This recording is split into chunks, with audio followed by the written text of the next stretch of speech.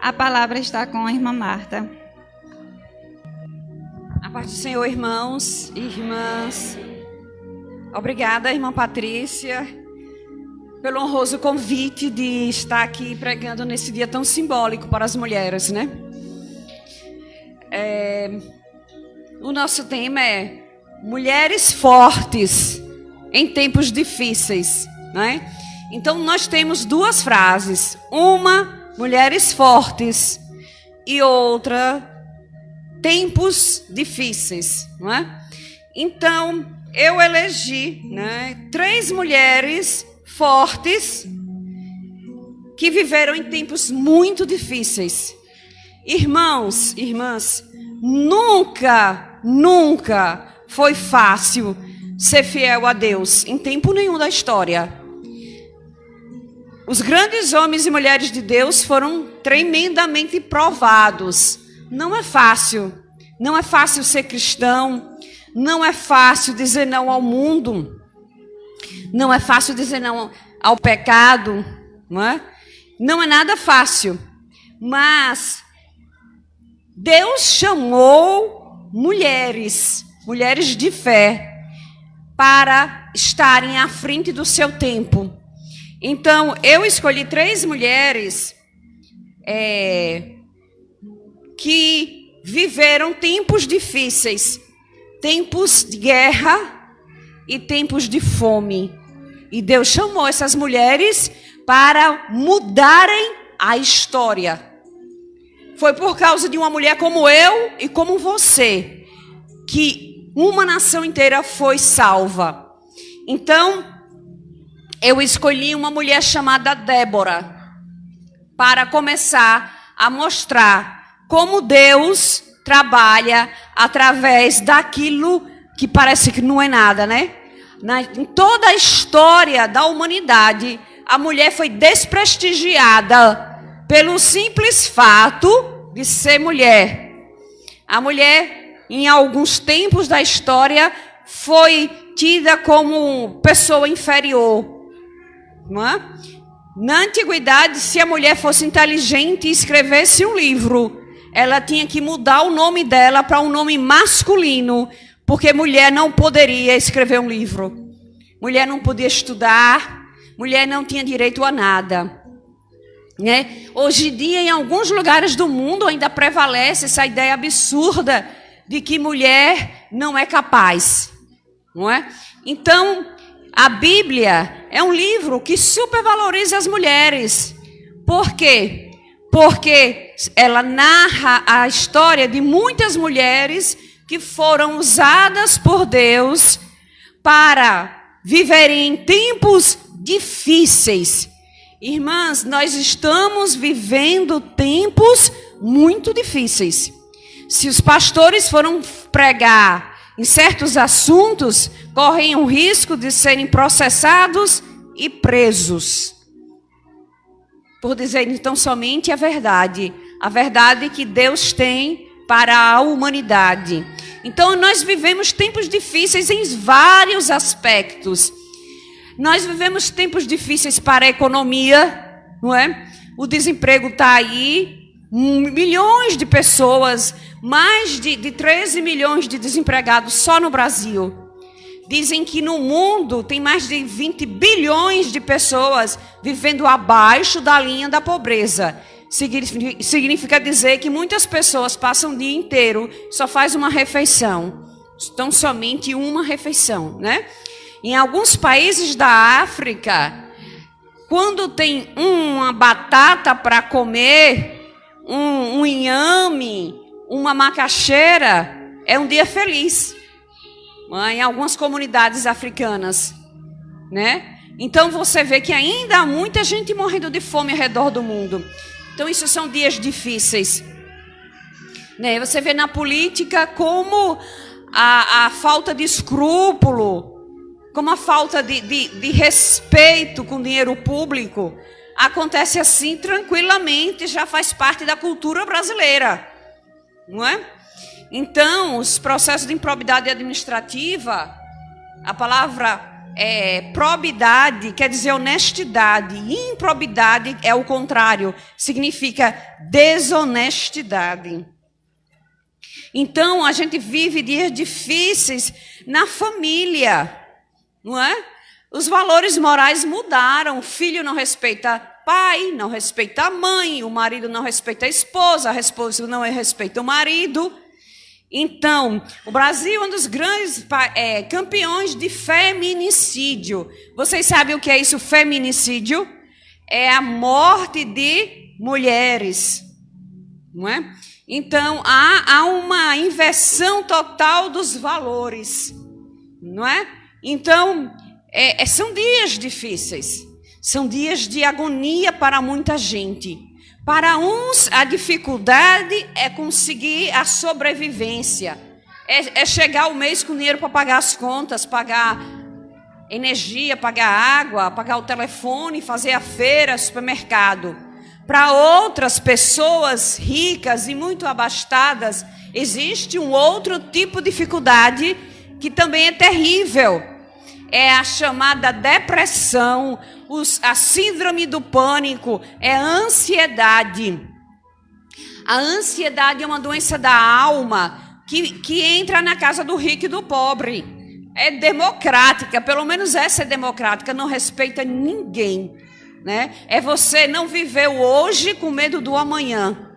É não saber como vai ser o amanhã. É a preocupação exagerada. É a falta de descanso em Deus. Mas muitas pessoas deliberadamente elas não querem Deus. Eu tenho amigas que eu chamo, venha, vamos ouvir uma mensagem. Ah, não vou porque vou fazer aquilo outro. É igual aquela parábola que Jesus chama uma pessoa, né, para cear. Aí ele diz, não, eu vou correr um campo de noite. Quem é que vai olhar uma fazenda, um sítio à noite, no escuro? Né? Foi a desculpa mais mal pensada que alguém pôde dar para Jesus. E não quis. Né? Então, os tempos difíceis, porque as pessoas estão doentes da alma.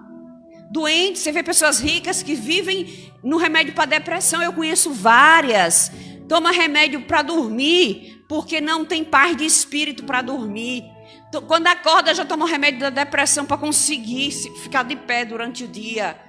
Então, as pessoas estão doentes da alma, não só as doenças físicas, mas as doenças psicossomáticas, doenças da alma. Então, são tempos difíceis, tempos de falta de paz, tempos de muita confusão na família. São dias difíceis, certo? Mas nós, como mulheres, somos fortes no Senhor para viver esses dias difíceis. Nós temos que nos preparar. Deus só quer uma coisa, que você se coloque à disposição dele, porque ele vai lhe capacitar. Ele não vai chamar os capacitados, porque muitos capacitados não querem Jesus. Ele chama os que se dispõem, então ele capacita. Ele capacita, ele quer que você, mulher, você, homem, se coloque na dispensação dele, se coloque nas mãos dele e diga, Senhor, eis-me aqui, Senhor, o que o Senhor quer de mim? Toda a vida que veio para esse mundo, ela veio com um propósito. Pergunte logo a Deus qual é o propósito que Deus tem para a sua vida, para quando você envelhecer, já estiver bem ao quebrado pelos anos, não olhar para trás e dizer, a minha vida não serviu para nada, porque eu não tive propósito nenhum. Então, a gente tem que viver com propósito.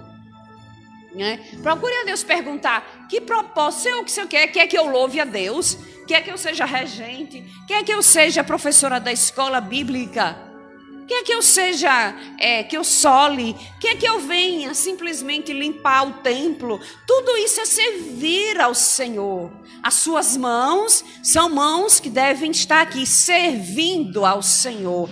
E Ele, eu sempre costumo dizer uma coisa, Deus não é mau patrão. Porque o mau patrão, ele rouba o empregado, ele sonega as horas extras, sonega tudo, mas Deus não é mau patrão. Tudo que você fizer para Deus vai ter um retorno para a sua vida. Deus não deve nada a ninguém. Deus não fica devendo nada a ninguém. Então, passada essa explicação assim, de como nós estamos entrando em tempos muito difíceis, né? A própria pandemia que ninguém esperava perder pessoas tão amadas, perder pessoas tão queridas. A gente perdeu a missionária Cleonice. Várias esposas de pastores morreram, vários pastores morreram. Quem imaginava de uma hora para outra pessoas aparentemente saudáveis morressem? Quem esperava isso? Não é? A gente não esperava. E não passou ainda. Não quero assustar ninguém não, mas a Europa está voltando. Os índices, o surto voltando. Quer dizer, num continente tão rico como a Europa. Não passou ainda. Continua a pandemia. Está entendendo? E isso, é claro, que deixa as pessoas nervosas, deixa as pessoas com medo, deixa as pessoas abatidas, né? Muitos comerciantes faliram. Então, realmente, são tempos difíceis. Eu não estou falando nada disso para assustar ninguém. Porque se você estiver debaixo da proteção de Deus, Ele vai te guardar. Ele vai guardar, né? Ou Ele guardará a tua entrada e a tua saída. Salmo 121, não é? Eleva os olhos. Sempre eu gosto desse salmo. Quando eu trabalho aqui no Santa Maria, eleva os olhos para os montes. De onde me virá o socorro? Tem horas que você está tão atribulada que você não sabe de onde virá o socorro. Mas a Bíblia diz: o meu socorro vem do Senhor, que fez os céus e a terra. Aí o seu coração se acalma. Eu me lembro do Salmo 42 que diz: por que estás abatido, ó minha alma? Tem horas que a gente está tão assim: por que isso me aconteceu? Por que eu fui caluniada? Por que eu fui demitida? Porque simplesmente, como a Bíblia, os povos se amotinam contra mim. Você está no seu trabalho e começa aquela fofoquinha contra você. Começa um disse-me-disse, começa uma calúnia, daqui a pouco você é demitido. Os povos se amotinam, se juntam para fazer o mal, porque o ser humano sem Deus é maligno. A alma humana sem Deus é perversa. Tem prazer em caluniar e falar mal. Tem prazer em fazer o mal. Tem prazer em ver o outro demitido. Tem prazer em falar mal, em agravar a honra de uma mulher. Tem prazer, em vez de se levantar para ajudar, né? Porque Jesus não apedrejou ninguém. Jesus amou as mulheres, né? Quando foram matar a mulher adúltera, o que foi que Jesus disse? Quem não tiver pecado, atire a primeira pedra. E todo mundo foi embora, porque todo mundo peca. Se não peca de um jeito, peca no outro jeito. Mentir, caluniar também é pecado.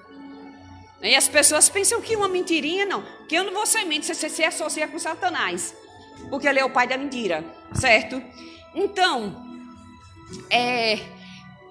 aí eu gosto do Salmo 42, que diz assim para minha alma: porque estás abatida, porque você está perturbada. O salmista diz: por que te perturbas dentro de mim? Espera em Deus, pois ainda o louvarei, né? Às vezes um dia está tudo mal, no outro dia Deus vira a página. Deus modifica. Deus é a nossa provisão. Em tempos de angústia, Deus é a nossa provisão. Certo? Ele levanta quem Ele quiser. A Bíblia diz que Ele a uns exalta, a outros abate. Quando eu vejo pessoas se levantarem contra mim por inveja, eu sei de uma coisa: Deus vai abater. Se eu não fiz nada e a pessoa está querendo, se levantando contra mim, para fazer motim contra mim, fofoca, para jogarem umas, o diabo trabalha jogando uma pessoa contra a outra. Quando alguém vier fazer fofoca, você diz: alto lá, essa pessoa não está aqui para se defender. Ela não sabe nem o que está falando mal dela. Então não fale mal, pelo amor de Deus, em nome de Jesus, porque isso fere. Muitas pessoas deixaram as igrejas por fofoca. Dói na alma uma calúnia. Então, a primeira mulher que eu vou falar, que é uma mulher que mudou a história dela, é Débora. Quem era Débora? Débora, ela era uma juíza, porque as pessoas levavam as causas difíceis para ela resolver. Então, ela, desde a antiguidade, já era juíza. Débora era profetisa e era uma mulher muito respeitada. Ela era uma mulher corajosa. Se você não é corajosa, peça a Deus coragem. Aí, um homem chamado Baraque disse... Deixa eu fazer a contextualização. Há 20 anos, o povo hebreu estava debaixo da opressão, né, de Cícera. Cícera é um nome de mulher, mas naquela cultura era um homem, era um comandante do exército. Entendeu? Aí Deus levanta Débora para comandar uma guerra. Naquele tempo, como eu disse a você, não era comum uma mulher assumir a frente de uma batalha de jeito nenhum. Mas Baraque teve medo, porque sempre o povo de Deus na Bíblia foi um povinho pequeno em quantidade. Israel é do tamanho de Sergipe, um país pequenininho, mas é poderosíssimo, né? Israel não vai para a batalha para perder batalha. O mundo todo teme o exército de Israel, porque é o mais capacitado do mundo. Todas as guerras que Israel entrou, ela entrou e destroçou o inimigo. Então, este Baraque disse assim: eu só vou para a guerra se você for. Aí Débora disse: você está sabendo que se a gente ganhar, o povo vai dizer que Deus deu a vitória nas mãos de uma mulher? Ele disse: topou. Débora foi, Débora orou e Deus entregou o inimigo nas mãos do povo de Deus. Então Débora não recuou. Débora não disse assim: eu não vou não, porque isso não é papel, negócio de mulher e eu sou alguma soldada, né? Antigamente, hoje as mulheres são aceitas nos exércitos, mas naquela época não era comum mulher ser comandante de militar. Mas Débora aceitou esse papel e Débora foi e Deus deu a vitória. A gente precisa saber que a vitória vem do alto, vem de Deus. A gente só precisa se posicionar, porque a vitória vem de Deus. A Bíblia diz que eles exaltam uns e abatem a outros. Deus dá a vida e Deus tira a vida. Está escrito em Deuteronômio: Deus tira a vida. A primeira mulher foi Débora. A segunda mulher foi Ruth. Quem era Ruth? Ruth era uma moabita. O marido dela morreu. Olhe, naquele tempo, mulher viúva não valia nada. Mulher adúltera não valia nada. E mulher, só pelo simples fato de mulher, também não valia nada. Mas Ruth era uma mulher sagaz. Peça a Deus sabedoria. Eu peço a Deus todo dia. Deus, muita gente pede dinheiro a Deus. Eu peço sabedoria, discernimento para entender as estações. Ou seja, entender qual é o processo que eu vou passar. Por que eu estou passando nesse processo? Peça a Deus discernimento para entender aquilo que está nas entrelinhas, aquilo que ninguém lhe contou. Não é? Tem uma parte da Bíblia que diz que Davi, né, que o inimigo dizia bem assim: tudo que eu faço aqui, Davi sabe lá. Porque o Espírito de Deus, pelo profeta, contava tudo a ele. Peça a Deus que antes que alguém venha dizer, você já saiba qual é o processo que está acontecendo. Então, Ruth era uma mulher que ela tinha um temor de Deus. E ela não era israelense, não. Ruth era uma mulher moabita, lá das terras de Moabe. E quando Ruth ficou viúva, né, ela disse para a sogra assim, a sogra disse: olha, eu tenho que voltar para a minha terra, porque aqui está com fome. Olhe, eu estou citando uma mulher que viveu um contexto de fome, de escassez de alimento. Aí o que foi que Ruth fez? Não, minha sogra, eu não vou ficar aqui não. O que ele disse? Onde quer que fores, irei também. E onde quer que pousares, pousarei também. O teu povo será o meu povo e o teu Deus será o meu Deus. O que é que Ruth demonstrou? Lealdade. É o que falta hoje. A maioria das mulheres odeia a sogra e a sogra odeia a nora. E é uma tristeza por isso, quando devia ser o contrário, né? Eu conheço várias amigas que são mães de homens. Ela disse: eu estou criando tão bem esse menino, mas um dia ele vai casar e eu não sei se eu vou perder o meu filho, porque se ele fizer um mau casamento, acaba que a nora não respeita. Vocês, eu vou falar uma coisa em nome de Jesus: aprendam a honrar a sua sogra, porque Deus vai te honrar também. Muito casamento é cheio de maldade, porque não respeita a sogra. Mesmo que ela não seja essa florzinha muito bonitinha, mas respeite, porque o seu marido vai te respeitar também. Minha mãe é ruim, mas ela trata a minha mãe bem. Então, a gente vence o mal com o bem. Muita gente lê a Bíblia e não pratica a Bíblia. Vença o mal com o bem. Com o bem. Então, o mal fica para quem está fazendo. Então, Ruth seguiu sua sogra Noemi, porque ela seguiu a sogra Noemi. Foram morar num lugar onde tinha um homem muito rico. Como era o nome desse homem? Começa com a letra B. Boaz. Boaz era o solteirão. Era o bom partido. Era o homem que toda mulher queria casar, né? E Ruth já era uma viúva. Mas eu acho que ela era uma viúva nova ainda, né? Ruth era viúva. Aí a sogra, que era uma amiga, disse: você vá lá quando ele estiver dormindo e fique assim perto dele. Quando ele acordou e viu, opa, se apaixonou. Então foi a sogra que deu a dica para ela ficar ali perto dele. E ele se apaixonou, casou com Ruth. Ruth que não era nada. Ruth teve um filho. Como era o nome do filho de Ruth? Começa com a letra O. Obed. Obed era o filho de Ruth. Aí Obed teve um filho que se chamou Jessé. E Jessé teve um filho que se chamou Davi. E de Davi provém de Jesus. Então Ruth entrou na linhagem de Jesus, certo? Outra mulher forte e corajosa, entendeu? Que soube tomar. O que eu estou destacando é a capacidade de você tomar decisões certas. Nas horas cruciais, que você vai tomar uma decisão, dependa de Deus, para dizer assim: eu fico nesse lado. Ruth, foi difícil para Ruth abandonar o povo dela, os moabitas, e seguir os israelitas. Mas ela tomou a decisão certa. Ela ia morrer de fome, ninguém dá valor, ela ia pedir esmola. Né? E quando ela teve o filho, a sogra dela, Noemi, morou na casa dela a vida toda e não faltou nada para Noemi. Noemi foi amparada por Boaz. Boaz amparou as duas, tanto Ruth como a sogra de Ruth, que era Noemi. Então, quando a gente está no plano de Deus, tudo sai perfeitinho, tudo se encaixa. A outra mulher, cuja história é belíssima e todo mundo conhece, é Esther.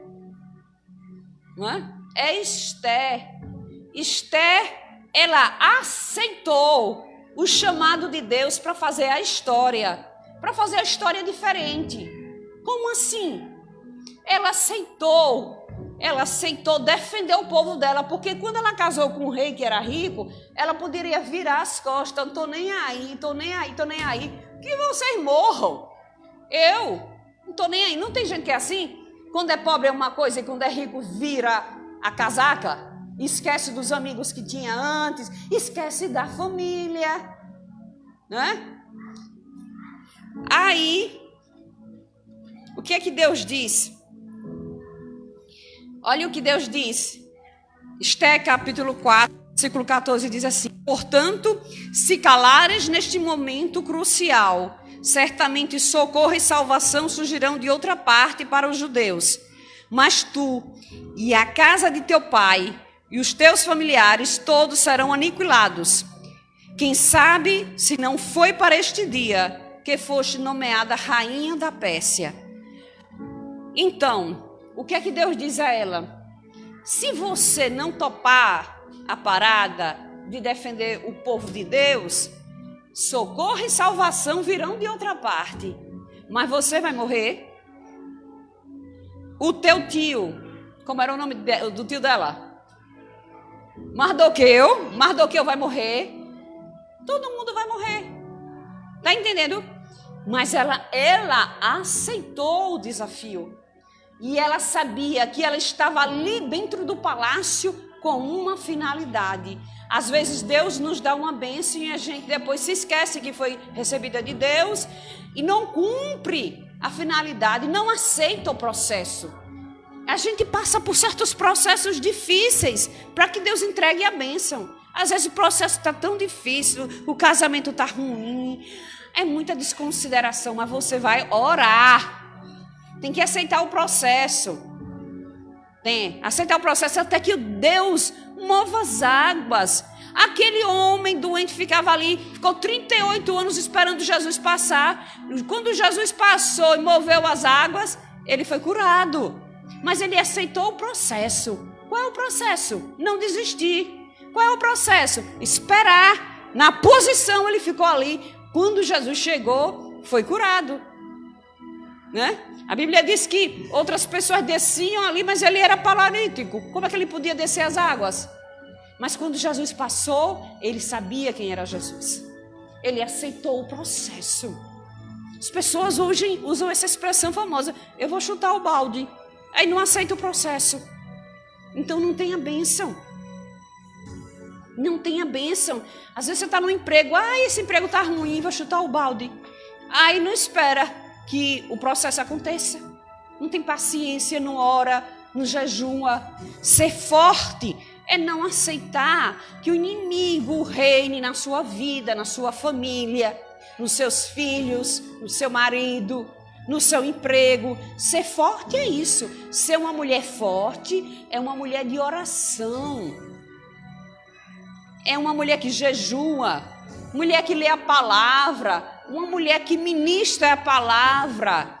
Porque Ezequiel 37, vocês estão lembrados o que fala em Ezequiel 37? Havia um vale de ossos secos. Deus disse para Ezequiel fazer o quê? Com o quê? Com a boca. Não era para ele pegar uma pá, um gadanho, sei lá o que, não. Deus disse, olha, profetiza sobre esse vale de ossos secos. E muitas vezes a nossa casa é um vale de ossos secos. A nossa vida é um vale de ossos secos. Mas enquanto você tiver vida, tem esperança. E você comece a profetizar neste vale de ossos secos. Que em alguma área de todo ser humano tem osso seco. É como eu estou dizendo a vocês. Tem gente tão rico, que tem milhões na conta bancária, mas não dorme. Né? Eu vi uma história que um dos homens mais ricos desse planeta, Rockefeller, um americano, ele era tão rico, que ele elegeu um presidente dos Estados Unidos, mas ele tinha um problema de estômago que só podia comer pão e água. Está entendendo? O osso seco na vida dele era a saúde dele, era a própria saúde. Enquanto uma pessoa pobre podia comer um sanduíche, comer qualquer coisa que tivesse gordura, ele não podia. Ele tinha que viver a pão e água, seco, magro. O vale de ossos secos para ele era o corpo doente. Com tantos bilhões, ele não podia comer um bife com arroz e feijão. Então Deus nos chama para sermos mulheres fortes. Fortes não significa dizer que você vai sair brigando. Não. Muitas vezes Deus fala para mim, cale a tua boca, espera o meu agir. Porque às vezes você está conversando, discutindo com o próprio Satanás. Aquela pessoa tão endemoniada, você está brigando com ela. Está brigando com o marido endemoniado. Está brigando com o seu chefe endemoniado. Gabriel, pega aqui, por favor. Você está brigando com o seu vizinho. E depois Satanás ainda vai mangar de você. Então é isso aí, minhas irmãs. Ser forte. Mulheres fortes em tempos difíceis. São mulheres que não aceitam a situação. Que vocês vão orar. Que vocês vão jejuar, ler a Bíblia. Esperar a salvação que vem do Senhor. Porque a Bíblia diz que o coração do rei está nas mãos do Senhor. Obrigada. Então, aquela situação tão difícil, quase impossível, Deus transforma. Deus muda. E você ainda vem aqui testemunhar. Mas aceite o processo. Aceite o processo. Muitas vezes as pessoas são arrogantes, não querem passarem por certas situações e perdem a bênção. E depois diz, Deus não me dá nada, Deus não me ama. Aí fica com aquele mimimi. O melô do coitadinho, da autopiedade. Não, Deus me ama. Por isso que tem um hino da Igreja Batista que diz, conte as bênçãos. Conta as bênçãos, quantas são recebidas da divina mão. Uma a uma, dize-as de uma vez. E as de vez, surpreso, quantos Deus já fez, né? Esse coral, lindo coral, né? Cantando aquela música de Fernandinho, fogo no altar. Né? O altar somos nós. Muitas vezes Deus quer nos queimar. Queimar a nossa... Purificar. Queimar quer dizer nos purificar. E a gente não percebe. Quando tinha o holocausto no Antigo Testamento, era um boi que botava lá e o fogo comia o boi inteiro. Era o holocausto, né, para perdoar os pecados, né? Eles colocavam ali e descia o fogo e queimava e consumia. Mas o holocausto é a nossa vida agora. Né? Por isso se diz que caia fogo dos céus. O que a música diz? Eu sou o sacrifício. Né? É preciso que a gente aceite isso, que muitas vezes Deus quer nos transformar. Ele quer fazer de nós novas criaturas, um bom caráter.